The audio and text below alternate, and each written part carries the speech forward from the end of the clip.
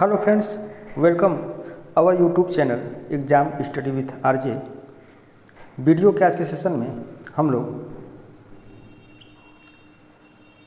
Net री exam के question paper के आंसर पर डिस्कस करेंगे। कुछ क्वेश्चन थे जो कि मेमोरी में थे, ये हमारे याद था, तो उसको मैंने एक जगह नोट कर लिया और उसी का एनालिसिस करेंगे।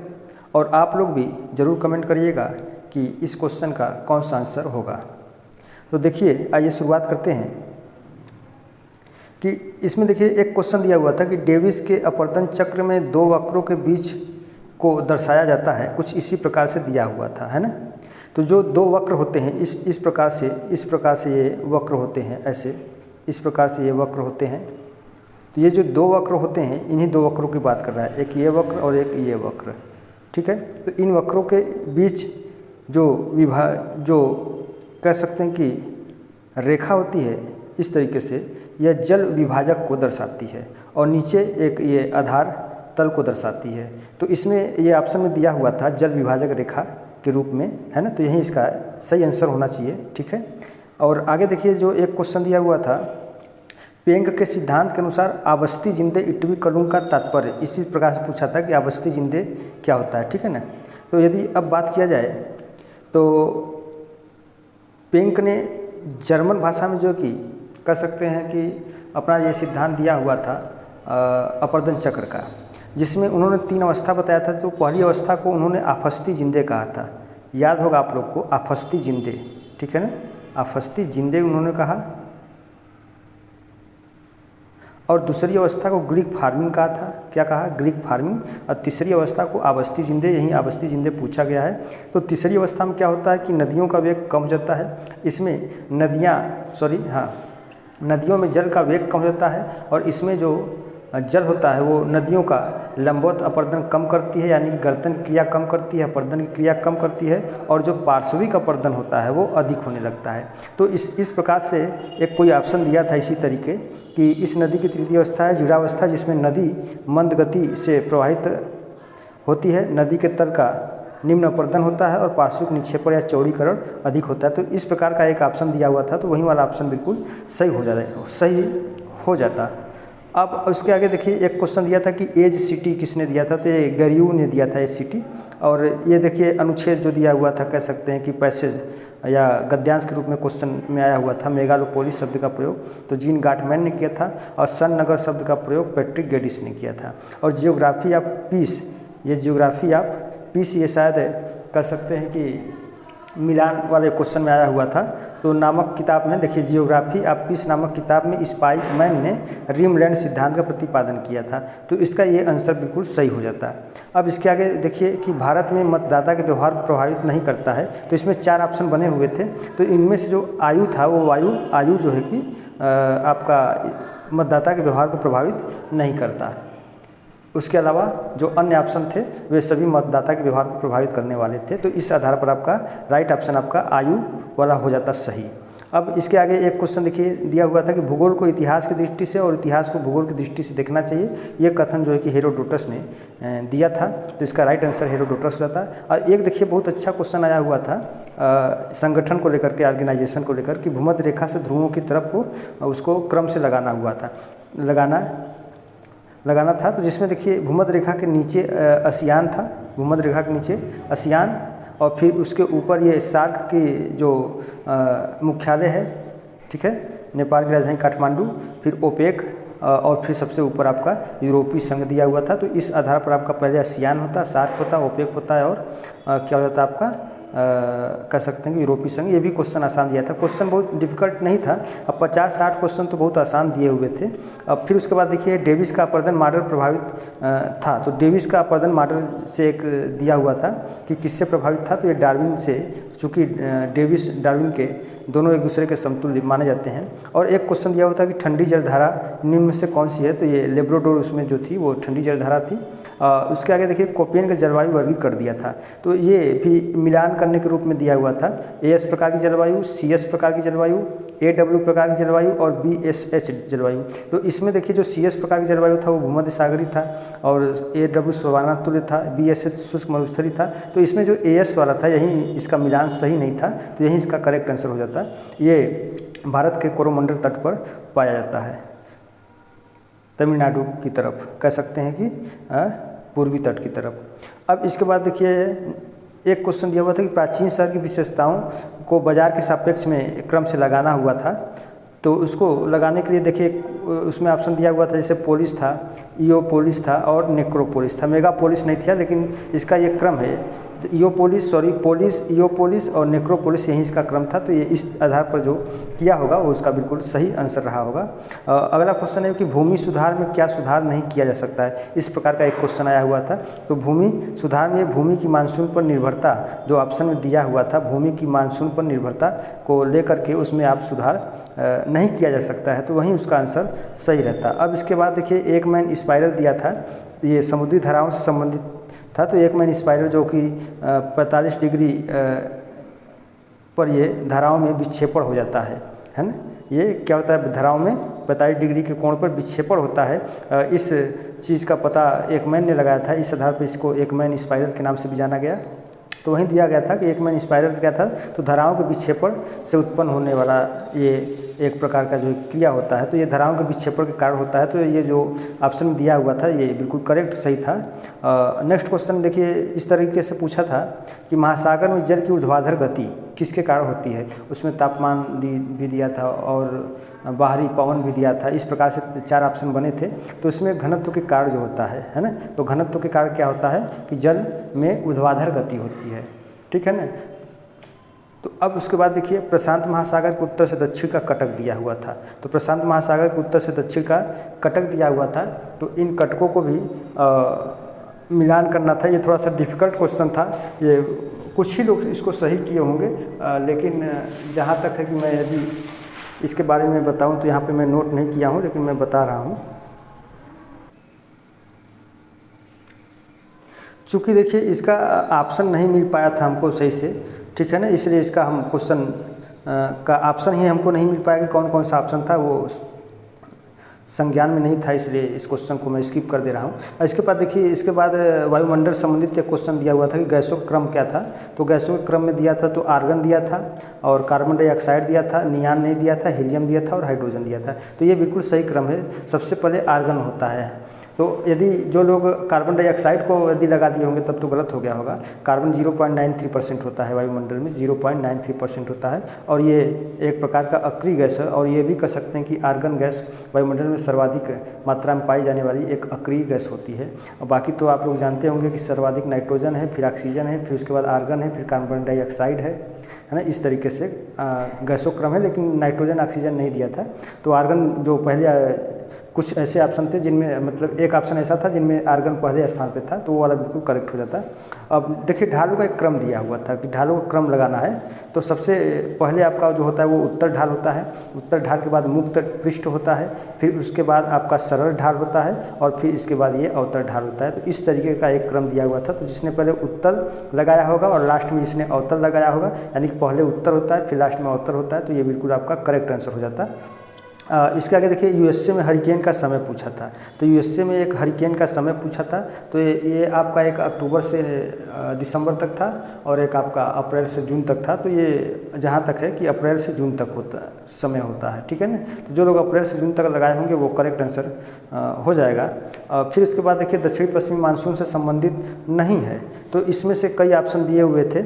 उनमें से देखिए जैसे कि इंसो दिया हुआ था, धरातली शीतलन एवं उष्मन दिया था, वायु संचलन दिया था, पश्चिमी विक्षोभ दिया हुआ था। तो ये पश्चिमी विक्षोभ का संबंध दक्षिणी पश्चिमी मानसून से नहीं है, बल्कि ये जो आपका पश्चिमी विक्षोभ है वास्तविक रूप से यह एक शीतोष्णकटिबंधीय चक्रवात होता है जो भूमध्य सागर से चलता है, पश्चिम की भूमध्य सागर से ये चलता है और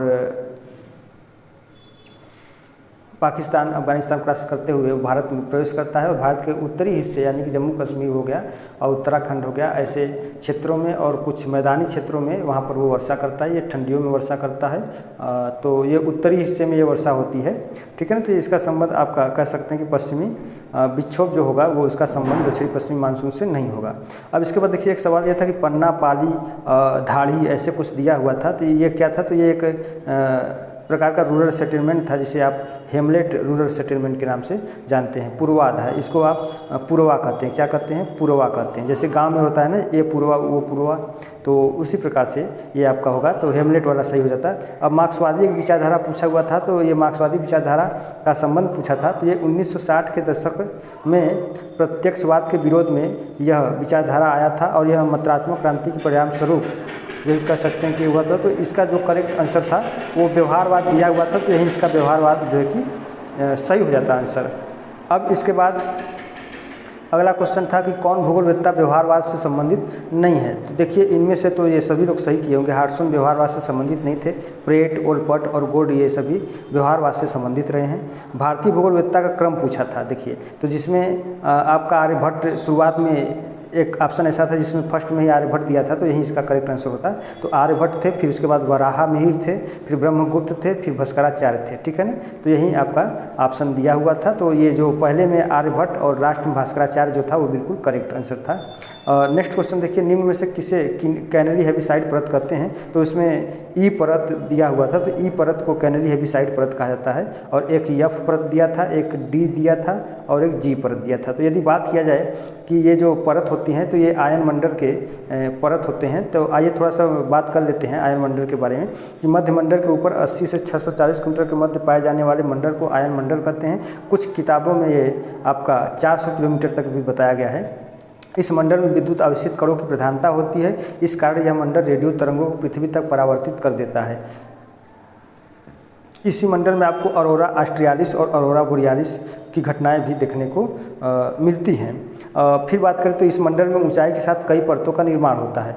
देखिए तो कई परतों का निर्माण होता है, तो यहाँ पर यदि बात करें तो सबसे पहले डी परत होता है, फिर ई परत होता है और एफ परत और जी परत। तो अब देखा जाए तो जो डी परत होता है वो 80 से लेकर 99 किलोमीटर की ऊंचाई तक डी परत का विस्तार होता है और यह न्यून आवृत्ति वाली तरंगों को परावर्तित कर देती है, ठीक है। और उसके बाद देखिए तो 99 से लेकर के 150 किलोमीटर तक की ऊंचाई के मध्य ई परत पाई जाती है। इस परत की खोज सर्वप्रथम कैनरी ने किया था, इस कारण इसे कैनरी हेविसाइड कहते हैं। यही क्वेश्चन दिया हुआ था, तो इसका करेक्ट आंसर ई हो जाता है उसका। और फिर यह और उसके बारे में और देखिए कि यह मध्यम और उच्च आवृत्ति वाली तरंगों का परावर्तन करता है, तो ये बिल्कुल आपका करेक्ट था। अब इसके बाद यफ को देखते हैं, इसे एफिल्टन परत भी कहते हैं, मध्यम तथा उच्च आवृत्ति वाली तरंगों का परावर्तन करता है। तो मध्यम और उच्च आवृत्ति वाली तरंगों का परावर्तन करने वाले को ई और एफ दोनों कहते हैं। और जी क्या है? 640 किलोमीटर की ऊंचाई तक पाया जाता है। तो इसमें आपका यहीं एक ई वाला पूछा था, तो ये बिल्कुल करेक्ट आंसर था। आप लोग वीडियो को शेयर करिएगा, वीडियो अच्छा लगे तो वीडियो को लाइक करिएगा। जो लोग देखिए चैनल पर पहली बार आए हैं वे लोग चैनल को जरूर सब्सक्राइब कर लीजिए। मैं अपने यूट्यूब चैनल के माध्यम से ही टीजीटी पीजीटी नेट ज्योग्राफी का मैं क्लास भी कराता हूं, वो भी बिल्कुल निःशुल्क है, फ्री है। आप लोग मेरे यूट्यूब चैनल से जुड़ करके आप वहां से भी पढ़ सकते हैं। और जो लोग पढ़ना चाहें तो मेरे यूट्यूब चैनल में चैनल को आप लोग ओपन करिए और वीडियो को प्लेलिस्ट में जाइए, वहाँ पर ह्यूमन ज्योग्राफी के नाम से एक प्लेलिस्ट बना है, उसको आप लोग देख लीजिए। वहाँ से भी आप लोग को बहुत कुछ मिल जाएगा। और फिर उसके आगे मैं वैसे क्लास ले रहा हूँ और प्लेलिस्ट में ही अपना उसको सेव कर ले रहा हूँ, तो आप लोग को आसानी तरीके से मिल जाएगा, ढूंढना नहीं पड़ेगा। अब देखिए नेक्स्ट क्वेश्चन है, किस फसल के लिए वर्षा की कम आवश्यकता होती है? तो इसमें देखिए कुछ ऑप्शन दिए थे, जैसे रबर था, जूट था, चाय था, कपास था। तो इसमें चाय जो था उसके लिए वर्षा की आवश्यकता नहीं होती है। रबर चूँकि ये भूमध्य रेखीय प्रदेश में पाया जाता है, यहाँ पर वर्षा 12 महीने होती है। जूट भी जो है कि इसके लिए भी जल की आवश्यकता होती है, कपास के लिए भी होता है, लेकिन चाय के लिए बहुत वर्षा की आवश्यकता नहीं होती है। देखिए भारत के संदर्भ में कुछ क्वेश्चन पूछे गए थे कि भारत में 2021-22 में किस वस्तु का आयात अधिक हुआ था। तो इसमें देखिए दो चीज़, एक इलेक्ट्रॉनिक भी दिया था और इसमें कि 4 ऑप्शन बने थे, लेकिन मुझे याद सिर्फ 2 ही है। एक पेट्रोलियम था, पेट्रोलियम या रासायनिक करके, और एक इलेक्ट्रॉनिक करके था। तो इनमें से अब देखिए अब जहाँ तक अधिक हुआ था तो वो पेट्रोलियम या रासायनिक तत्वों का हुआ था, और कुछ डाउट है इलेक्ट्रॉनिक वस्तुओं को लेकर के भी। तो अब इसमें देखिए अब आयोग क्या आंसर देता है, तो इसके लिए आप लोग कमेंट जरूर करिएगा कि रासायनिक चीज़ों का अधिक आयात हुआ था या इलेक्ट्रॉनिक चीज़ों का। चलिए अब आगे देखते हैं कि भारत में रबी और खरीफ की फसलों का अनुपात है। तो इसमें इस अनुपात में देखिए 4:1, 3:2, 3:2 ऐसे करके दिया हुआ था, एक लगभग समान था। तो ये हमारे ख्याल से लगभग समान ही होता है, रबी और खरीफ की फसल का जो अनुपात होता है लगभग एक समान ही होता है। और फिर उसके बाद देखिए आगे क्वेश्चन पूछा गया था कि वर्तमान में जलवायु परिवर्तन का कारण पूछा था। तो गैसों के आयतन की मात्रा में वृद्धि जलवायु परिवर्तन का मुख्य कारण है। तो गैसों के आयतन की मात्रा में वृद्धि हो रही है, उस कारण से क्या हो रहा है, ग्लोबल वार्मिंग हो रहा है और जलवायु परिवर्तन हो रहा है। तो ये इसका बिल्कुल करेक्ट आंसर हो जाता। नेक्स्ट क्वेश्चन दिया था कि थानथवेट के प्रथम जलवायु वर्गीकरण का आधार नहीं है। तो कौन सा आधार इनमें से नहीं है? तो 4 ऑप्शन दिए हुए थे और प्रत्येक में कूट करके दिया हुआ था, मतलब दो पेयर में दिया हुआ था। तो इसमें एक जो दिया हुआ था तापीय दक्षता और वर्षा की प्रायिकता, ये इनका ये जो वर्गीकरण था ये प्रथम जलवायु वर्गीकरण के अंतर्गत नहीं आता है। तो यही इसका करेक्ट आंसर हो जाता है। फिर उसके बाद सुनामी तरंग की विशेषता पूछा था। तो इसमें 4 बने हुए थे ऑप्शन। तो इसमें जो सुनामी तरंग की विशेषता पूछा था तो उसमें यह था कि जैसे जैसे सुनामी तरंगें तट के समीप आती हैं तो उस तरीके से उनकी क्या होती है कि सुनामी तरंगों की गति में कमी होती है, लेकिन उनके जो कह सकते हैं कि तरंगों की जो ऊंचाई होती है उनमें वृद्धि हो जाती है। इस प्रकार का एक ऑप्शन दिया हुआ था, तो यही इसका सही आंसर हो जाता है। अब इसके बाद देखिए सबसे तीव्र महासागरीय तरंगें कहाँ चलती हैं। तो सबसे तीव्र महासागरीय तरंगें भी पूछा था। तो महासागरों का पूर्वी भाग, पश्चिमी भाग, उत्तरी भाग, दक्षिणी भाग, इस तरीके से ऑप्शन बना हुआ था। तो इनमें से जो महासागरों का पश्चिमी भाग है उन पर सर्वाधिक तीव्र तरंगें चलती हैं। यदि आप एक एग्जाम्पल ले लीजिए अटलांटिक महासागर का, तो अटलांटिक महासागर का जो पश्चिमी भाग है जो कि आपका अमेरिका के पूर्वी तट से लगा हुआ है, तो उनमें देखा जाए तो जो स्ट्रीम है, गल्फ स्ट्रीम है ना, तो सर्वाधिक तीव्र गति से चलने वाली धारा को ही स्ट्रीम कहा जाता है। तो गल्फ स्ट्रीम देखा जाए तो अटलांटिक महासागर के पश्चिमी हिस्से पर है। तो इस आधार पर आपका ये पश्चिमी भाग बिल्कुल करेक्ट हो जाता है। अब इसके बाद देखा जाए तो द्वितीय क्रियाकलापों से जुड़े लोगों को कहा जाता है। तो इनमें से इस तरीके से कुछ ऐसा क्वेश्चन आया हुआ था द्वितीय क्रियाकलापों से। तो इनमें जो ब्लू कॉलर वर्कर होते हैं या जिसे नीला कॉलर वर्कर कहते हैं, उसमें शायद नीला रंग, लाल रंग ऐसे करके दिया हुआ था। तो इसका जो नीला रंग था वो बिल्कुल सही ऑप्शन था। तो ये नीला कॉलर वर्कर बिल्कुल करेक्ट हो जाता है। एक दिया था प्राइमरी सेक्टर। तो प्राइमरी सेक्टर नहीं, ये नहीं दिया था, क्योंकि ये दिया नहीं था। ये तो मैंने नोट कर लिया है आप लोग को बताने के लिए कि प्राइमरी सेक्टर से जुड़े हुए लोगों को रेड कॉलर वर्कर कहा जाता है। अब इसके बाद देखिए एक पुनर्जागरण से दिया हुआ था सवाल। Columbus, Nicholas, Captain Cook, Magellan, ये आपका कह सकते हैं कूट अकूट करके दिया हुआ था, मिलान करने के लिए दिया हुआ था। तो इसमें से आप कह सकते हैं कि जो मैगलन वाला था तो इसमें एक दिया हुआ था कि जो पृथ्वी की परिक्रमा किया था, तो मैगलन ने सर्वप्रथम पृथ्वी की परिक्रमा किया था। तो उससे आप मिलान कर लेते तो बिल्कुल सटीक सटीक सब कुछ मिल जाता, आपका बिल्कुल करेक्ट आपका आंसर बन जाता। तो यही क्वेश्चन पूछा हुआ था। तो जिसने यदि मैगलन वाला पकड़ लिया होगा तो उसका वो सही हो गया होगा। नेक्स्ट क्वेश्चन ये भी दिया था कि भारत के 2011 मिलियन सिटी कौन से थे। 4 ऑप्शन बने हुए थे। उन 4 ऑप्शनों में देखिए देहरादून, रांची, ये दो जो थे ये राज्य की राजधानियाँ थी और बाकी शहर थे। तो उसमें से जहाँ तक मुझे डाउट है कि ये रांची बिल्कुल सही होना चाहिए था, ये 10 राखी नगर हो सकता है। अब आप लोग कमेंट जरूर करिएगा कि उन चारों में कौन सा सही होगा, ठीक है। अब इसके बाद देखिए नेक्स्ट क्वेश्चन था कि शेफर और हार्टसोन का विवाद। ये ऐसा एक क्वेश्चन आया था कि शेफर और हार्टसोन के बीच विवाद किस चीज़ को लेकर के था। तो उसमें से कुछ 4 ऑप्शन दिए हुए थे, वो मुझे ऑप्शन नहीं याद आ रहा है, इसलिए यहाँ पर मैंने उसका नोट नहीं किया, इसको मैं स्किप कर दे रहा हूँ। इसी प्रकार कुछ और क्वेश्चन भी दिए थे, जैसे कि वेबर के स्टेटमेंट से संबंधित कुछ सवाल दिए हुए थे। जैसे कि एक क्वेश्चन दिया था भार हरासी उद्योग की स्थापना कहाँ पे होगा, एक त्रिभुजीकरण के आधार पर करके दिया हुआ था। तो जैसे कि मान लेते हैं कि भार हरासी उद्योग का मतलब ये हुआ कि ऐसे कच्चा माल की जिसका उत्पादन होने पर भार क्या हो जाए, कम हो जाए। तो ऐसे स्थिति में आपको उद्योग कहाँ स्थापित करना पड़ेगा, कच्चे माल के समीप करना होगा या आपको बाजार के समीप करना होगा। तो ऐसे स्थिति में आप यदि कच्चे माल के समीप करेंगे तो आप क्या होगा उसका बेनिफिट कि आप परिवहन लागत से बच जाएंगे। और चूंकि वेबर ने अपने सिद्धांत में परिवहन लागत को ज़्यादातर जोर दिया हुआ है, तो एक ऑप्शन आपका ऐसा बन के आया हुआ था कि कच्चे माल के समीप उद्योग को स्थापित कर दीजिए तो लाभ अधिक होगा। बाजार के समीप करेंगे तो परिवहन का खर्च बढ़ जाएगा, तो लाभ जो अधिक होना था वो कम हो जाएगा। तो इसलिए इसका सही आंसर हो जाता है कच्चे माल के समीप। एक त्रिभुजीकरण के आधार पर इसी तरीके से कुछ क्वेश्चन दिया हुआ था, तो उसमें वो भी आपका जो होता कि आपका दोनों के बीच में होता, क्या होता कि बाजार और उद्योग के बीच में हो जाता है।